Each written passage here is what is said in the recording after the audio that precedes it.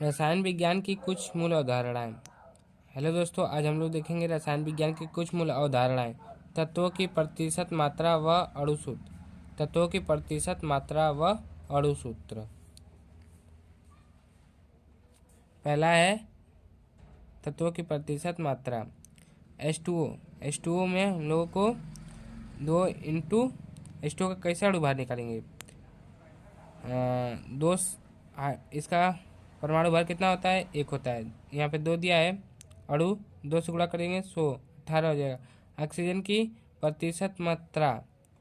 Oxygen बराबर, यहाँ पे देखिए इसका यानी कि किसका निकालना, ऑक्सीजन का ना। ऑक्सीजन का कितना दिया है, ऑक्सीजन का 16 और ऑक्सीजन का 16 हो गया और टोटल कितना है 18। 18 नीचे रख के ऑक्सीजन का जो पूछा है उसका ऊपर रख के इंटू 100 से भागा दे देंगे, कितना आएगा 88.8। ऑक्सीजन का प्रतिशत मात्रा कितना है 88.8। दूसरा है यूरिया।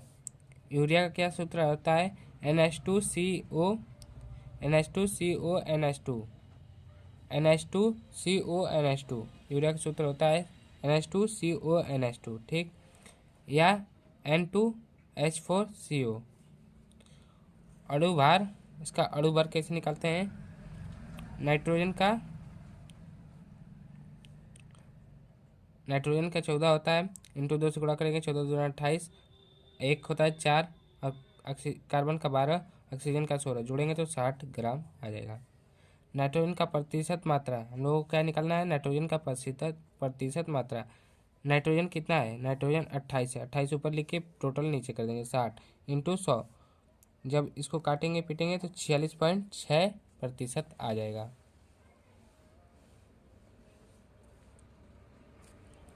सल्फ्यूरिक अम्ल H2SO4 में S की प्रतिशत मात्रा क्या होगी।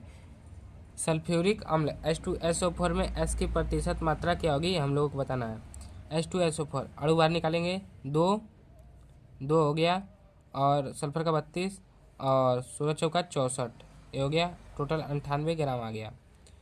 और सल्फर का कितना है, सल्फर का 32 है, 32 भागे 98 टोटल इंटू 100, ये कितना हो जाएगा। फिर जब सब काट पीट देने के बाद 32.6% आएगा सल्फर का प्रतिशत मात्रा। अणुसूत्र सूत्र। रासायनिक मूलानुपाती सूत्र। यौगिकों के सरलतम सूत्र को मूलानुपाती सूत्र कहा जाता है। यौगिक के सरलतम सूत्र को मूलानुपाती सूत्र कहा जाता है। अणुसूत्र किताब में जो दिया गया है, यौगिक के वास्तविक सूत्र होते हैं अणुसूत्र बराबर n गुणे मूलानुपाती सूत्र। यहाँ पर n बराबर अणु भार और बटा के मूलानुपाती सूत्र भार होगा। उदाहरण, मूलानुपाती सूत्र CH3, कार्बन का 12 और 3 15 हो गया, 15 ग्राम। अणु भार, मूलानुपाती सूत्र CH3, अणु भार 60। अणु सूत्र निकालना है इसका, n बराबर 60/15, n बराबर 4 आ जाएगा। तो अणु सूत्र क्या होगा, n गुणे मूलानुपाती सूत्र 4CH3 C4H12 हो जाएगा इसका।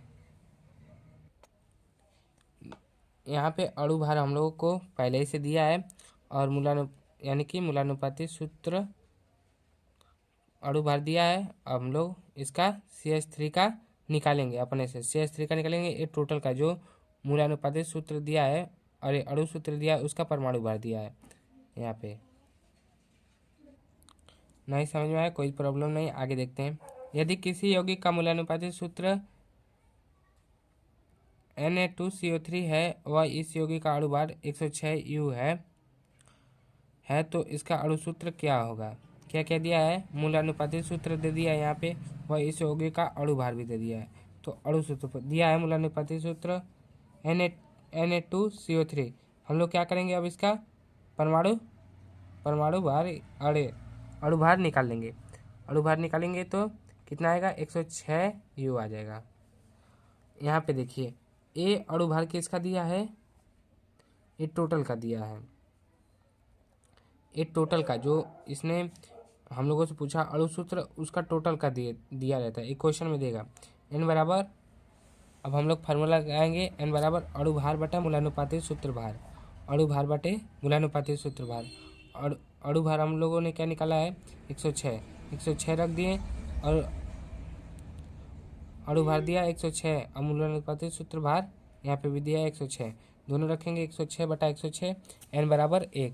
अणु सूत्र क्या हो जाएगा, 1 का गुणा कर देंगे किसमें, मूलानुपाती सूत्र में, तो क्या आ जाएगा, यही आएगा, क्योंकि मूल 1 आया है इसलिए 1 ही आएगा। यदि नोट, यदि अणुभार के स्थान पर, यदि अणुभार के स्थान पर वाष्प घनत्व दिया हो तब क्या करेंगे, अणुभार के स्थान पर वाष्प घनत्व देगा तब अणुभार बराबर 2 गुणे वाष्प घनत्व हो जाएगा, 2 गुणे वाष्प घनत्व, अणुभार का 2 गुना होता है वाष्प घनत्व।